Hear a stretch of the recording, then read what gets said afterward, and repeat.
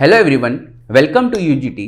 आज हम गाला sample paper 2 का सेक्शन सी सॉल्व करेंगे। चलिए स्टार्ट करते हैं। पहला क्वेश्चन हमसे ये पूछा गया है कि हमें क्या करना है। ये स्टेटमेंट दिया गया है और इस स्टेटमेंट की हमें केमिकल रिएक्शन लिखनी। केमिकल रिएक्शन के साथ साथ हमें उसे क्या करना है, बैलेंस भी करना है। ठीक है, चलिए स्टार्ट करते हैं। जैसे कि पहला क्या है कि hydrogen combines with nitrogen, right. Hydrogen जिसको हम H2 लिखते हैं प्लस N2 लिखते हैं और ये क्या देता है हमें NH3, राइट। अमोनिया का फॉर्मूला क्या है, NH3 है। अब हम यहां पे देख सकते हैं कि ये जो इक्वेशन है वो आपकी अनबैलेंस्ड है। क्यों? क्योंकि यहां पे देखिए हाइड्रोजन 3 है, यहां पे हाइड्रोजन 2 है। ठीक है, तो हमारा क्या मोटिव होता है कि जब भी कोई ऑड हो, राइट, उसको हम क्या करें, इवन बनाने की कोशिश करें। ठीक है, तो मैंने यहां पे क्या ऐड किया, मैंने यहां पे 2 ऐड किया। जैसे ही मैंने यहां पे 2 ऐड किया तो मेरा नाइट्रोजन 2 हो गया।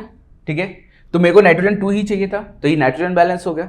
बट अभी भी हाइड्रोजन क्या है, 6 है राइट हैंड साइड, और आपका यहां पे क्या है, आपका 2 है। तो मैं यहां पे क्या कर दूंगा, 3 ऐड कर दूंगा, तो यहां पे भी क्या हो गया, 6 हो गया। यहां पे भी 6 हो गया, वहां पे भी 6 हो गया, नाइट्रोजन भी 2 हो गए। तो इक्वेशन कैसी हो गई, बैलेंस हो गई। चलिए नेक्स्ट क्वेश्चन की तरफ चलते हैं। नेक्स्ट क्वेश्चन हमसे पूछा जा रहा है कि हाइड्रोजन सल्फाइड को जब आप बर्न करते हैं, ठीक है, अब हमें पता है जब भी बर्निंग प्रोसेस या कंबशन प्रोसेस होती है तो ये जनरली किसके प्रेजेंस में होती है, ऑक्सीजन के प्रेजेंस में होती है। ठीक है, तो हमने देखा हाइड्रोजन सल्फाइड, तो हाइड्रोजन सल्फाइड का फॉर्मूला होता है H2S प्लस O2।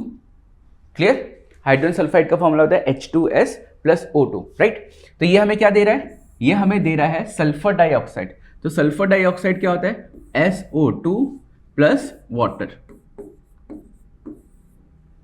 ठीक है, अब हम यहां पे क्लियरली देख सकते हैं कि एक्चुअली जो ऑक्सीजन है, राइट, ऑक्सीजन हमारा यहां पे 2 प्लस 1 टोटल 3 है, लेकिन यहां पे कितना है, यहां पे सिर्फ 2 है। ठीक है, फिर हम क्या करेंगे, कोशिश करेंगे कि हम इसे क्या करें, हम इसको इवन बनाएं। क्लियर, हम कोशिश करते हैं कि यहां पे हम क्या ऐड कर सके, हम 2 ऐड कर सके, राइट। 2 ऐड किया तो अब ऑक्सीजन कितना हो गया हमारे पास, टोटल 2 प्लस 2 4 हो गया। ठीक है, हाइड्रोजन कितना हो गया हमारे पास, हाइड्रोजन 4 हो गया। हाइड्रोजन 4 हो गया तो इसके लिए हमें यहां पे भी क्या करना पड़ेगा, 2 ऐड करना पड़ेगा। ठीक है, जब हमने यहां पे 2 ऐड किया तो क्या हो गया, हाइड्रोजन 4 हो गया, बट अब सल्फर भी 2 हो जाएगा। ठीक है, तो बेसिकली जो बैलेंसिंग का फॉर्मूला होता है वो कैसा होता है, हिट एंड ट्रायल होता है, राइट। कोशिश करिए, कोशिश करते रहिए, एक बार ना एक बार तो आपका हो जाएगा। ठीक है, अब यहां पे भी क्या हुआ कि जो H2S है, राइट, वो क्या हो गया, आपका 2 हो गया। ठीक है, तो 2 हो गया तो हम यहां पे भी क्या करेंगे, 2 लगाएंगे। क्लियर, ठीक है, राइट। तो हमने यहां पे 2 लगाया तो H2 हो गया, 4 हो गया, राइट। लेकिन अब ऑक्सीजन क्या हो गया, चेंज हो गया।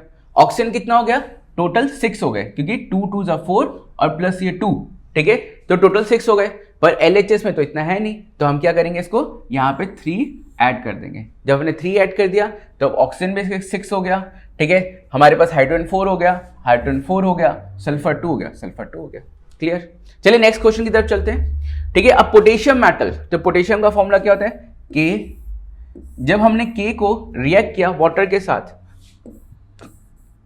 H2O, right. हमें वैसे भी पता है कि जब हम जब मेटल वाटर के साथ रिएक्ट करता है तो वो क्या देता है आपका, ठीक है, मेटल हाइड्रोक्साइड। तो ये क्या देगा आपका, पोटेशियम हाइड्रोक्साइड। ये क्या होगा, KOH प्लस H2 गैस। ठीक है, अभी भी ये बैलेंस है, राइट। फिर देखिए यहाँ पे कितने हाइड्रोजन है, 3 हाइड्रोजन है, राइट। वहां पे कितने हाइड्रोजन है, 2 हाइड्रोजन है। तो हम यहाँ क्या कर सकते हैं, कोशिश कर सकते हैं कि इसको बैलेंस करें, राइट। यहाँ पे मैंने क्या किया, 2 ऐड किया। 2 ऐड करने से मेरे पास हाइड्रोजन कितना हो गया, 4 हो गया, राइट। 4 हाइड्रोजन हो गया, लेकिन यहाँ पे पोटेशियम कितना हो गया, पोटेशियम यहाँ पे 2 हो गया, पोटेशियम यहाँ पे 2 हो गया। तो टोटल हाइड्रोजन अपने पास कितना हो गया, टोटल हाइड्रोजन अपने पास यहाँ पे पोटेशियम 2, हाइड्रोजन 2। ठीक है, लेकिन यहाँ पे हमारे पास क्या है, ऑक्सीजन भी 2 है, तो हमें ऑक्सीजन भी 2 करना पड़ेगा। ठीक है, तो यहाँ पे हाइड्रोजन 4 हो गया। ठीक है, यहाँ पे भी हमारे पास हाइड्रोजन क्या हो गया, 4 हो गया। 2 हाइड्रोजन यहाँ पे, 2 हाइड्रोजन वहां पे, 2 ऑक्सीजन यहाँ पे, बैलेंस हो गया सारा का सारा। क्लियर? चलिए आगे की तरफ चलते हैं। नेक्स्ट क्वेश्चन हमसे पूछा जा रहा है कि आप कुछ फॉलोइंग टर्म्स है, उन फॉलोइंग टर्म्स को आप क्या करिए, ठीक है, एलुब्रेट करिए या उसको बताइए कि एक्चुअली वो क्या कहना चाहता है। सबसे पहला है मिनरल्स, ठीक है, मिनरल्स। अब मिनरल्स क्या होते हैं, ठीक है, जैसे कि सपोज करिए मैं आपको मिनरल्स एंड ओर्स में यहीं पे डिफरेंस समझा देता हूँ। जैसे कि सपोज करिए ये एक पर्टिकुलर लैंड है मेरे पास। अब इस लैंड में मुझे पता चला कि यहाँ पे क्या है, अर्थ क्रस्ट के अंदर बहुत सारे आपके एलिमेंट्स प्रेजेंट है, ठीक है। अब मैंने क्या किया, मैंने उन एलिमेंट्स को निकालने की कोशिश की, पर मुझे पता चला कि उन एलिमेंट्स को निकालने का कॉस्ट कितना आ रहा है, 15,000 रुपीज़ आ रहा है। लेकिन जब मैं उसको सेल आउट करूंगा तो एलिमेंट्स का कॉस्ट आपको 10,000 रुपीज़ भी नहीं मिलेगा। क्या मैं ऐसी चीज़ों को, ठीक है, एक्सट्रैक्ट करना चाहूँगा? नहीं करना चाहूँगा ना, क्योंकि मेरा लॉस हो रहा है, ठीक है। तो मतलब कि अर्थ क्रस्ट में जहाँ पे हमारे पास एलिमेंट्स पाए जाते हैं बट हम उसको नहीं निकालते हैं, राइट, क्योंकि वो क्या होता है, हमारे लिए प्रॉफिट नहीं देता, उस पर्टिकुलर प्लेस को या उस पर्टिकुलर चीज़ को हम क्या बोलेंगे, मिनरल्स कहेंगे। जबकि इसके साथ नेक्स्ट ओर्स अर्थ क्रस्ट में एक ऐसी जगह जहाँ से हम एलिमेंट्स को एक्सट्रैक्ट करेंगे प्रॉफिटेबली। जैसे कि मेरे को 15,000 रुपीज़ कॉस्ट लग रही है एक्सट्रैक्ट करने की, और जब मैंने उसको सेल किया तो मुझे 25,000 या 30,000 मिल रहे हैं, तो मैं उसको क्या करूँगा, निकालना पसंद करूँगा, राइट। तो और कहते हैं मिनरल्स में ये बेसिक सा डिफरेंस है। देन होता है हमारा गैंग्यू, राइट। What is गैंग्यू? तो गैंग्यू क्या होता है, जब हम क्या करते हैं, ओर से हम मेटल्स को बाहर की तरफ निकालते हैं। तो जब हम मेटल्स को बाहर की तरफ निकाल रहे हैं तो आपको पता है कि बहुत सारी फिजिकल इंप्योरिटीज होंगी। Physical impurities in the sense कि आपके सॉलिड पार्टिकल्स होंगे, सैंड होगा, आपका रॉक होगा, ठीक है, बहुत सारे इंप्योरिटीज होंगे। अब ये इंप्योरिटीज को हमें क्या करना है, निकालना है। इन्हीं इंप्योरिटीज को हम क्या बोलते हैं, गैंग्यू कहते हैं, ठीक है। और को जब हम इकोनॉमिकल वे मतलब कि हमें प्रॉफिटेबल वे में, ठीक है, निकालते हैं तो उसको हम और कहते हैं। और मिनरल्स क्या है कि नेचुरली हमारे अर्थ में मिलती हैं, ठीक है, ये ऑर्गेनिक होती हैं, राइट, और ये ज्योग्राफिकल प्रोसेस के थ्रू नेचुरली आपकी क्या होती है, बनती है। नेक्स्ट क्वेश्चन की तरफ चलते हैं। हमसे पूछा गया है कि what are the exceptions in metal and non metals, ठीक है। हम मेटल्स और नॉन मेटल्स के बीच में क्या क्या एक्सेप्शंस है, मतलब मेटल्स के अंदर क्या एक्सेप्शंस है और नॉन मेटल्स के अंदर क्या एक्सेप्शंस है, राइट। तो सबसे पहले यहाँ पे हम लोगों ने फर्स्ट एक्सेप्शन लिया, दैट इज मर्क्यूरी, राइट। आपको पता है कि जो मर्क्यूरी होता है वो रूम टेम्परेचर पे कैसा होता है, लिक्विड होता है। लेकिन इसके अगेंस्ट बाकी जितने भी कहते हैं आपके मेटल्स होते हैं वो जनरली क्या होते हैं, आपके सॉलिड स्टेट में प्रेजेंट होते हैं, क्लियर। देन उसके बाद यहाँ पे दो और मेटल्स की बात की गई, gallium and caesium, right. Gallium और सीजियम ये दो ऐसे मेटल्स हैं, ठीक है, जो क्या कहते हैं, जिनका melting and boiling point, right, ये क्या होता है, मेल्टिंग एंड बॉइलिंग पॉइंट बहुत कम होता है, ठीक है। क्यों कम होता है? क्योंकि ये गैलियम एंड सीजियम को हम जैसे ही हाथ में रखेंगे तो हाथ की जो हीट होती है उस हीट को लेके ये क्या होते हैं, इवेपोरेट हो जाते हैं। तो सोचिए कितना कम इनका मेल्टिंग पॉइंट होगा। नेक्स्ट है हमारे पास आयोडीन, ठीक है। जनरली आयोडीन क्या है, एक नॉन मेटल है, ठीक है। और नॉन मेटल्स क्या होते हैं, लस्ट्रस नहीं होते, वो चमकते नहीं है। लेकिन आयोडीन एकमात्र ऐसा मेटल है जो आपका क्या है, लस्ट्रस है। चलिए नेक्स्ट क्वेश्चन की तरफ चलते हैं, नेक्स्ट पॉइंट, सॉरी। अब कार्बन भी क्या है, एक नॉन मेटल है, ठीक है। कार्बन भी क्या है, एक नॉन मेटल्स है, बट ये क्या करता है, अपने डिफरेंट फॉर्म्स में एग्जिस्ट करता है। जैसे कि कार्बन का आपका पता है कि वो ग्रेफाइट और डायमंड के फॉर्म में एग्जिस्ट करता है, ठीक है। तो जब ऐसे मेटल्स जो आपके ऐसे एलिमेंट्स जो डिफरेंट फॉर्म्स में एग्जिस्ट करते हैं उनको जनरली हम क्या बोलते हैं, एलोट्रॉप्स कहते हैं, ठीक है। और ये कार्बन के एलोट्रॉप्स है, डायमंड एंड ग्रेफाइट, तो इसको हम क्या बोल रहे हैं, एलोट्रॉप्स ऑफ कार्बन, ठीक है। अब आपको पता है कि ग्रेफाइट क्या है, एक नॉन मेटल है, राइट, क्योंकि वो कार्बन से बना हुआ है। लेकिन फिर भी जो क्या होता है, ग्रेफाइट क्या करता है, आपका इलेक्ट्रिसिटी कंडक्ट करता है, जबकि नॉन मेटल्स क्या होते हैं, आपके इलेक्ट्रिसिटी कंडक्ट नहीं करते हैं। सेकेंड यहाँ पे, ठीक है, यहाँ पे हम डायमंड की बात करेंगे, ठीक है। डायमंड क्या होता है, ठीक है, ये कंडक्ट इलेक्ट्रिसिटी, ये ग्रेफाइट के बारे में, ठीक है। सेकंड हम बात करेंगे डायमंड के बारे में। जनरली क्या होते हैं, आपके जो नॉन मेटल्स होते हैं उनको अगर हैमर करेंगे तो तुरंत वो क्या होता है, चूर चूर हो जाते हैं, ठीक है, ब्रिटल होते हैं। लेकिन क्या होता है, डायमंड क्या है, सबसे ज़्यादा स्ट्रॉन्गेस्ट, ठीक है, एलिमेंट है, ठीक है। अगर हम उसे हैमर करेंगे तो वो इतनी जल्दी क्या होगा, आपका ब्रेक नहीं होगा, ठीक है। नेक्स्ट यहाँ पे एल्कलाइन मेटल के बारे में बात किया जा रहा है, ठीक है, क्योंकि मेटल्स क्या होते हैं, जनरली आपके जनरली क्या होते हैं, सॉलिड इन नेचर होते हैं, ठीक है। और सॉलिड के साथ साथ वो हार्ड भी होते हैं, ठीक है। हार्ड होते हैं तो उनको ईजिली क्या करना है, आपका ब्रेक करना ईजी नहीं होता है। लेकिन कुछ ऐसे मेटल्स हैं जिनको हम एल्कलाइन मेटल कहते हैं, जैसे कि आपका लिथियम हो गया, सोडियम हो गया, पोटेशियम हो गया, ये इतने ज़्यादा सॉफ्ट होते हैं कि हम इनको नाइफ से भी क्या हो सकता है, ईजिली कट कर सकते हैं। ठीक है, हम इनको नाइफ से क्या करते हैं, ईजिली कट कर सकते हैं। इसके साथ साथ इनकी जो डेंसिटीज होती हैं वो भी बहुत क्या होती हैं, कम होती हैं। डेंसिटीज मतलब, ठीक है, आपका पता है डेंसिटी क्या होता है, मास अपॉन वॉल्यूम। क्लियर? चलिए नेक्स्ट क्वेश्चन की तरफ चलते हैं। ठीक है, नेक्स्ट क्वेश्चन पूछा जा रहा है कि कोई भी एक सिचुएशन है, ठीक है, मतलब कैसी सिचुएशन, इमरजेंसी सिचुएशन। ठीक है, इमरजेंसी सिचुएशन में, ठीक है, और आपकी फाइटिंग, ठीक है, और आपकी रनिंग सिचुएशन में, ठीक है, कौन सा आपका हार्मोन आपको प्रिपेयर करता है किस चीज के लिए, फाइट करने के लिए।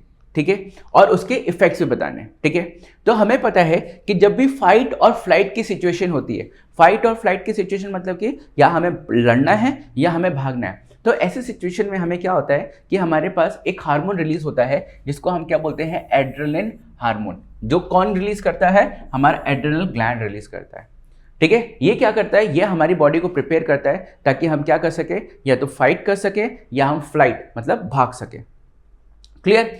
अब क्या होता है कि जब ये हार्मोन रिलीज होता है हमारी बॉडी में, ठीक है, तो हमारी बॉडी में क्या होता है कि जितने भी हमारे डिफरेंट पार्ट्स होते हैं जो उस टाइम पे यूज नहीं होते, जैसे कि फेस, राइट, पाम, ठीक है, तो यहां से हमारी बॉडी क्या करती है, यहां से हमारी बॉडी ब्लड को विड्रॉ कर लेती है, और विड्रॉ करके क्या करती है, हमारे जो मेन ऑर्गन्स होते हैं उनकी तरफ फ्लो करवाती है। ऐसा क्यों करती है, क्योंकि जब क्या होता है हमें फाइट और फ्लाइट की सिचुएशन होती है तो हमारे ऑर्गन्स को काम करना है ताकि वो ज़्यादा एनर्जी प्रोड्यूस कर सकें। जब ज़्यादा एनर्जी चाहिए तो वो ऑर्गन्स ही, ब्लड ऑर्गन्स को प्रोवाइड कर सकता है। ठीक है, हमारे कहते हैं पाम, फेस, इनका कोई काम नहीं होता, इसलिए इसमें क्या होता है, आपका कोई भी ब्लड फ्लो नहीं होता। इसलिए आपने देखा होगा कि जब आपने सुना होगा कि जब वो कहते हैं डर गया तो उसके चेहरे पीले पड़ गए या हाथ पीले पड़ गए या उसे गुस्सा इतना आया कि वो पीला पड़ गया। क्लियर? तो ऐसा क्यों होता है, क्योंकि कहते हैं जो ब्लड होता है वो हमारी बॉडी से या हमारे फेस से विड्रॉ होकर क्या होता है, हमारे ऑर्गन्स तक जाता है। ठीक है, वहीं पर लिखा हुआ है कि लुक्स पेल, ठीक है, पेल या येलो हो जाती है ड्यूरिंग इमरजेंसी सिचुएशन।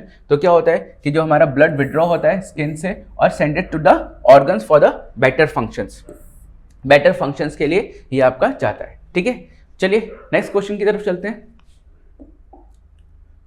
ठीक है, नेक्स्ट क्वेश्चन में हमें पूछा गया है कि ये जो हमारा फीमेल रिप्रोडक्टिव सिस्टम है, इस रिप्रोडक्टिव सिस्टम को आप एक्सप्लेन करिए। राइट, तो यहां से आप देख सकते हो कि ये पर्टिकुलर रिप्रोडक्टिव सिस्टम है फीमेल का। राइट, ये आप दो पार्ट देख सकते हो। राइट, ये दो पार्ट्स क्या होते हैं, ये दो पार्ट्स को हम कहते हैं ओवरी। ठीक है, ओवरी। अब ये ओवरीज क्या होते हैं, इन ओवरीज के अंदर क्या होता है, एग होता है। ठीक है, इन ओवरीज के अंदर एग होता है। वही एग क्या होता है, जब आपका मेल गैमेट्स के साथ फ्यूज होता है तो आपका बेबी प्रोड्यूस होता है। ठीक है, जैसे कि आप देख सकते हैं कि जो मेल गैमेट है वो इस तरीके से एंटर करता है और यहां से क्या होता है, आपका ओवरी के पास जाता है।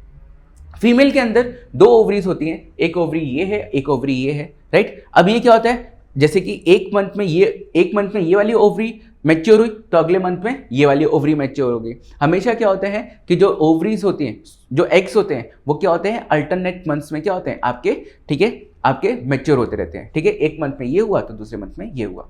तो वही बताया गया है। ठीक है, देयर आर टू ओवरीज। ठीक है, ये पता है कहाँ प्रेजेंट होती है, नियर द किडनी। ठीक है, और ये किस लिए रिस्पॉन्सिबल होती है, फॉर द एग सेल्स। ठीक है, जिसको हम क्या कहते हैं, जिसको हम ओवा भी कहते हैं। क्लियर? नेक्स्ट चलते हैं इसी के आगे। ठीक है, नेक्स्ट है हमारा ओविडक्ट। ठीक है, ये आप पर्टिकुलर पार्ट देख सकते हैं। ठीक है, इस पर्टिकुलर पार्ट को हम क्या कहते हैं, ओविडक्ट कहते हैं, या हम फिलोपियन ट्यूब कहते हैं। क्लियर? अब क्या होता है कि जब मेल गैमेट यहाँ पे आता है, ठीक है, तो पर्टिकुलर क्या होता है, यहाँ पे रुक जाता है और ओवरी यहाँ से आती है। जो पर्टिकुलर फर्टिलाइजेशन का काम होता है वो कहाँ होता है, ओविडक्ट या आपका, ठीक है, फेलोपियन ट्यूब में होता है। यहीं पे क्या होता है, आपका फर्टिलाइजेशन से जाइगोट बनता है और फिर वही जाइगोट क्या होता है, आपका यूट्रस में प्लेस हो जाता है। ठीक है, तो यहाँ पे वही बताया गया हाउ इट इज शेप्ड। ठीक है, कैसा ये शेप्ड होता है, ये आपका फनल शेप्ड होता है। राइट, कहाँ प्रेजेंट होता है वो बताया है। देन उसके बाद ये एग को कैरी करता है from the ovaries and it will take to the uterus, जो मैंने आपको बताया, यूट्रस में चला जाता है। चलिए नेक्स्ट फंक्शन देखते हैं। ठीक है, नेक्स्ट फंक्शन है आपका यूट्रस का। ठीक है, मैंने अभी आपको बताया कि एक्चुअली जो यूट्रस होता है वो ये वाले पार्ट को हम यूट्रस कहते हैं। ठीक है। यहीं पे क्या होता है कि फर्टिलाइजेशन के बाद जो जायगोट होता है वो यहाँ पे आपका, ठीक है, प्लेस हो जाता है, ठीक है। जायगोट क्या होता है, मल्टीपल टाइम्स डिवाइड होता है, तो मल्टीपल टाइम्स डिवाइड होने के बाद किसमें कन्वर्ट होता है, एम्ब्रियो, और एम्ब्रियो के बाद, ठीक है, वो फीटस, और फीटस के बाद जो बेबी होता है वो यहीं पे क्या करने लगता है, ग्रो करना स्टार्ट कर देता है, ठीक है। यही बात लिखी गई है कि baby develops inside the uterus, ठीक है। अभी कैसा सा होता है, थिक वॉल्ड होता है, ठीक है, और इसके कहते हैं ओविडक्ट्स। बोथ ओविडक्ट्स में क्या होते हैं, इसके ओपनिंग्स होते हैं। नेक्स्ट, ठीक है, ये क्या है हमारा वजाइना, राइट। वजाइना एक ऐसा पैसेज है जहां से क्या होता है कि मेल गैमेट्स एंटर करता है, ठीक है, और वेरियस ये मेंस्ट्रुएशन के काम भी आता है, ठीक है। मेंस्ट्रुएशन के टाइम पे जब क्या कहते हैं आपका एग फर्टिलाइज नहीं होता तो यहीं से क्या होता है आपका रिलीज होता है, ठीक है। तो यहाँ पे वही लिखा है कि इट इज यूट्रस ओपन्स, ठीक है, और यहीं से क्या होता है जो स्पर्म रिसीव होता है और देन उसके बाद यहाँ पे आपका चाइल्ड बर्थ होता है। नेक्स्ट की तरफ चलते हैं। नेक्स्ट क्वेश्चन, राइट, वही हमारा कि व्हाट इज मेंस्ट्रुएशन, ठीक है। मेंस्ट्रुएशन क्या होता है, ठीक है। अब आपको पता है कि जब बॉडी में क्या होता है, फीमेल्स की बॉडी में जो ओवरीज होती हैं, राइट, ये इनके बर्थ के टाइम से ही होती हैं, बट ये ओवरीज क्या होती हैं आपके एक पर्टिकुलर टाइम के बाद जाके मैच्योर होना स्टार्ट होती हैं, और अगर इनको मेल गैमेट नहीं मिलता तो ये जो एग्स होते हैं इनके अंदर वो क्या होते हैं, अनफर्टिलाइज होकर बॉडी के बाहर निकल जाते हैं। इसी प्रोसेस को हम क्या बोलते हैं, मेंस्ट्रुएशन कहते हैं, ठीक है। जब एग्स आपके मैच्योर नहीं होते, उनको मेल गैमेट नहीं मिलता, ठीक है, उनका फर्टिलाइजेशन नहीं होता, तो फीमेल की बॉडी से in the form of blood, ठीक है, ब्लड के फॉर्म में क्या होता है, बॉडी से बाहर निकल जाता है, ठीक है। और ये पर्टिकुलर जो साइकिल होती है, राइट, वो 28 से 30 डेज के बीच में होती है। मतलब कि एक पर्टिकुलर टाइम जैसे एग उनका बॉडी से बाहर निकला, उसके बाद 28 या 30 डेज का ब्रेक होता है, देन उसके बाद फिर रिलीज होता है, फिर होता है, मतलब 1 मंथ में एक बार उनके साथ होता है। और ये कितने दिन के लिए होता है, ये 4 to 5 डेज के अंदर होता है। मतलब पूरे एग अनफर्टिलाइज एग को बाहर निकलने में कितना टाइम लगता है, 4 to 5 डेज लगते हैं, क्लियर, ठीक है, यहीं पे लिखा गया है। देन इसके बाद मेनोपॉज, ठीक है, यहाँ पे मेनोआर्क और मेनोपॉज के बारे में बोला गया है, ठीक है। मेनोआर्क क्या होता है, मेनोआर्क एक ऐसा टाइम जब फीमेल के अंदर मेंस्ट्रुएशन साइकिल स्टार्ट होती है, it is around 11 to 16 years के बीच में हो जाती है फीमेल्स के अंदर, ठीक है, वही लिखा गया है, ठीक है। और यहाँ पे मेनोपॉज एक ऐसा टाइम जब फीमेल्स के अंदर क्या होता है, मेंस्ट्रुएशन साइकिल रुक जाती है, और it is the time of 45 to 50, ठीक है। यहाँ पे वही लिखा गया है, ठीक है, मंथली बेसिस पे होता है ये वुमेन्स के अंदर, ठीक है। जो इनकी वॉल्स होती है, ठीक है, वो ब्लड वेसल्स ब्रेक हो जाते हैं और ये यूट्रस के फॉर्म में बाहर आते हैं। जनरली कितने दिनों के लिए रहते हैं, 4 to 5 डेज के अंदर रहते हैं, ठीक है। चलिए नेक्स्ट क्वेश्चन की तरफ चलते हैं, ठीक है। नेक्स्ट क्वेश्चन हमारे लिए क्या है, एक न्यूमेरिकल है, ठीक है। देखिए क्या है, एक ऑब्जेक्ट को प्लेस किया गया कितने डिस्टेंस में, 10 सेंटीमीटर में, ठीक है। तो हमें पता है कि जब ऑब्जेक्ट डिस्टेंस होता है उसको हम क्या लेते हैं, उसको हम u से डिनोट करते हैं, और u कितना हुआ यहाँ पे, u हुआ हमारा -10 सेंटीमीटर, ठीक है। आपको पता है जब भी u होता है तो उसको हम क्या करते हैं, नेगेटिव साइन से इंडिकेट करते हैं, ठीक है। अब क्या बोला है, 10 centimetre from a convex mirror, right, कौन सा मिरर है, कॉन्वेक्स मिरर है, ठीक है, और फोकल लेंथ 15 सेंटीमीटर। तो फोकल लेंथ को f से करते हैं, यहाँ पे जो फोकल लेंथ होगा वो आपका क्या होगा, 15 होगा, पर ये 15 होगा, 15 क्यों होगा, क्योंकि फोकल लेंथ कॉन्वेक्स मिरर की क्या होती है, आपकी राइट साइड होती है, इसलिए वो क्या होगा, पॉजिटिव होगा। अब हमें यहाँ पे क्या निकालना है, हमें यहाँ पे इमेज डिस्टेंस निकालनी है, which is equals to v, ठीक है, क्वेश्चन मार्क, ठीक है। अब हमें पता है कि मिरर फॉर्मूला क्या होता है, मिरर फॉर्मूला होता है 1/f is equals to 1/v plus 1/u, ठीक है। 1/f की वैल्यू है 1/15, ठीक है, 1/v, ठीक है, प्लस u कितना हमारा, ठीक है। अब next step 1/15 1/v plus minus 1/10, clear. अब हम क्या करेंगे, इसको यहां पे मूव करेंगे, ठीक है। जैसे ही हमने इसको यहां पे मूव किया तो क्या हुआ, 1/15, ठीक है, उधर मूव किया तो ये क्या हो जाएगा, 1/10 इज इक्वल्स टू 1/v, ठीक है। इन दोनों का अब एलसीएम लेंगे तो कितना आएगा, 30। 15 की टेबल में 30 कब आता है, 2 जा, क्लियर, और 10 की टेबल में 30 कब आता है, 3 जा। तो ये क्या हुआ हमारा, 5/30 is equals to v is equals to 1/v, clear, ठीक है। तो यहां से क्या आया, v इज इक्वल्स टू 30/5, ठीक है, विच इज इक्वल्स टू 5 1 5 6 30। तो हमारे पास v की वैल्यू कितनी आ गई, v की वैल्यू आ गई 6 सेंटीमीटर। ठीक है, क्लियर, इजी था क्वेश्चन ये, इसमें ज़्यादा कुछ था ही नहीं। चलिए नेक्स्ट क्वेश्चन की तरफ चलते हैं। नेक्स्ट क्वेश्चन हमसे पूछा गया है कि कुछ टर्म्स है उनको एक्सप्लेन करना है। ठीक है, तो ये किसके किसके बेसिस पे, लेंस के बेसिस पे। तो हम समझ लेते हैं, जैसे कि सपोज करो ये कर्व कोई भी स्पेरिकल सरफेस है। ठीक है, जैसे कि सपोज करो ये लेंस है। ठीक है, ठीक है, सपोज करो स्पेरिकल लेंस है। अब स्पेरिकल लेंस क्या होता है, दो आपका ट्रांसपेरेंट मटेरियल से बनता है, राइट, एक इस साइड से और एक इस साइड से। ठीक है, अब क्या हुआ कि सपोज करो मैं इस साइड वाला पार्ट ले रहा हूं। ठीक है, ये वाला जो स्पेरिकल सरफेस है कभी ना कभी तो अपने टाइम पे क्या होगा, एक सर्कल होगा। ठीक है, सर्कल होगा। अब इस सर्कल का कुछ ना कुछ तो सेंटर होगा। ठीक है, इसी सेंटर को हम क्या बोलते हैं, सेंटर ऑफ कर्वेचर कहते हैं। क्लियर, ठीक है, जब एक स्पेरिकल सरफेस क्या होगा, अपना सर्कल बनाएगा पूरा, और उस सर्कल का क्या होगा, एक सेंटर होगा, उसी सेंटर को हम सेंटर ऑफ कर्वेचर कहते हैं। और इसको हम किससे डिनोट करते हैं, हम सी से डिनोट करते हैं। ठीक है, लिखा ना it is a centre of sphere, तो ये सेंटर ऑफ स्फीयर बना। ठीक है, then principal axis. Principal axis क्या होती है कि ये आपकी क्या है, ये आपका एक लेंस है, राइट, ये बीच में आपका ऑप्टिकल सेंटर है, ये आपका C1 है, ये आपका C2 है, जिसको हम कभी कभार F2, 2F2 और 2F1 भी बोलते हैं। ठीक है, यहां से एक इमेजिनरी लाइन जा रही है। ठीक है, एक imaginary line which passes through the centre of curvature, उसी को हम क्या बोलते हैं, प्रिंसिपल एक्सिस कहते हैं। ठीक है, ये क्या लिखा है, straight line passing through the poles and the centre of curvature. ठीक है, तो उसको हम क्या बोलेंगे, उसको हम आपका प्रिंसिपल एक्सिस बोलेंगे। ठीक है, अब फोकल लेंथ क्या होता है। ठीक है, जनरली यहाँ पे पोल नहीं, यहाँ पे ऑप्टिकल सेंटर आएगा, मतलब पोल भी गलत नहीं है, बट एक्चुअली हम लोग क्या कर रहे हैं, लेंस के कॉन्सेप्ट में कर रहे हैं। अगर मिरर में होता तो ये सही होता, तो यहाँ पे हम ऑप्टिकल सेंटर यूज करेंगे। ठीक है, नेक्स्ट है हमारा फोकल लेंथ। फोकल लेंथ क्या होता है, ठीक है, आपको पता है कि जैसे कि पर्टिकुलर आपका मिरर है। ठीक है, यहाँ पे क्या हो रहा है, यहाँ पे जब लाइट टकरा के, सारी लाइट्स टकरा के एक पर्टिकुलर पॉइंट पे आके मिलती हैं। ठीक है, प्रिंसिपल एक्सिस के ऊपर एक पर्टिकुलर पॉइंट के ऊपर मिलती हैं, तो उसी को हम क्या बोलते हैं, फोकस कहते हैं। ठीक है, अब यहाँ पे फोकस, ठीक है, और यहाँ पे क्या है आपका पोल, तो पोल और फोकस की जो बीच की डिस्टेंस होती है उसको हम फोकल लेंथ कहते हैं। ठीक है, it is the distance between pole, ठीक है, ऑफ द मिरर या optical centre of the lens. ठीक है, और फोकल पॉइंट, ठीक है, पोल या ऑप्टिकल सेंटर से जो फोकल पॉइंट की डिस्टेंस होती है उसी को हम क्या बोलते हैं, फोकल लेंथ कहते हैं। क्लियर, चलिए आगे चलते हैं। नेक्स्ट हमारे पास है कि हमें क्या करना है, रेजिस्टेंस को, मतलब जो ये कॉम्बिनेशन ऑफ रजिस्टर्स हैं इनको हमें फॉर्मूला डिराइव करना है। ठीक है, तो जनरली आप देख सकते हैं कि ये पर्टिकुलर हमारे पास सर्किट है। ठीक है, ये हमारे पास सर्किट है, सर्किट में हमारे पास क्या है, R1, R2, R3 है। क्लियर, और ये हमारे पास है, इस तरीके से करंट जा रहा है, यहाँ पे इस पर्टिकुलर पॉइंट में करंट जाके क्या हो रहा है, आपका डिवाइड हो रहा है।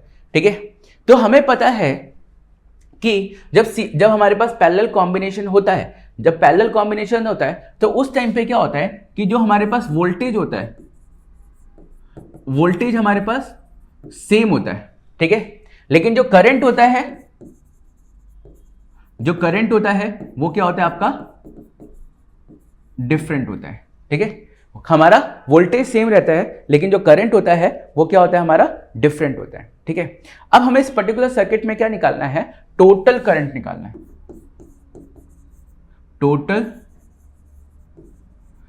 करंट निकालना है, तो टोटल करंट कैसे निकालेंगे, टोटल करंट निकालेंगे I1 plus I2 plus I3। ठीक है, I1 plus I2 plus I3 निकालेंगे। क्लियर, लेकिन उससे पहले, ठीक है, हमें पता है कि व्हाट इज ओम्स लॉ, तो ओम्स लॉ कहता है हमें V is equals to IR। ठीक है, हमें यहां पे करंट की वैल्यू चाहिए, तो यहां पे क्या करेंगे, करंट की वैल्यू निकालने के लिए V upon R is equals to I करेंगे और इस I की वैल्यू यहां पे पुट करेंगे। क्लियर, ठीक है, तो सबसे पहले यहां पे करंट है, तो सबसे पहले मैं यहां पे पुट करता हूं V अपॉन R, यहां पे मैं RP ले रहा हूं। RP क्यों ले रहा हूं, क्योंकि रेजिस्टेंस इन पैरेलल। क्लियर, ठीक है, अब I1 मतलब कि V is equals to R1 plus I2 मतलब V अपॉन R2 और प्लस V अपॉन R3 मतलब I3। क्लियर, अब हमारे पास जो पोटेंशियल डिफरेंस है वो तो सेम ही है, वोल्टेज जो सेम है। ठीक है, हम यहां पे क्या करेंगे, V is equals to RP और यहां से V कॉमन ले लेंगे, यहां पे आएगा हमारा V R1 plus R2 plus R3 clear? तो V से V कैंसिल, तो ये आ गया हमारे पास 1/Rp is equals to 1/R1 plus 1/R2 plus 1/R3। ये हमारे पास क्या आ गया? फॉर्मूला आ गया, राइट? इस तरीके से हम लोगों ने डेरिवेशन किया, राइट? इसके साथ साथ आपको ये भी लिखना पड़ेगा, ठीक है, I stands for the current, ठीक है, when it is flowing through a circuit, ठीक है, having a potential difference V, ठीक है, having 3 resistance R1, R2, R3, ठीक है, which is connected to a ammeter and a battery, ठीक है। इस तरीके से आपको पहले डिफाइन इंट्रोडक्शन देना पड़ेगा, उसके बाद आप यहाँ पे क्या करोगे? चीज़ों को ड्राइव करोगे। चलिए, यहाँ पे हमारे पास सैंपल पेपर 2 का सेक्शन C पोर्शन खत्म हुआ। इससे रिलेटेड अगर कोई भी आपको डाउट हो तो आप कमेंट सेक्शन में पूछ सकते हैं। Thank you and have a nice day.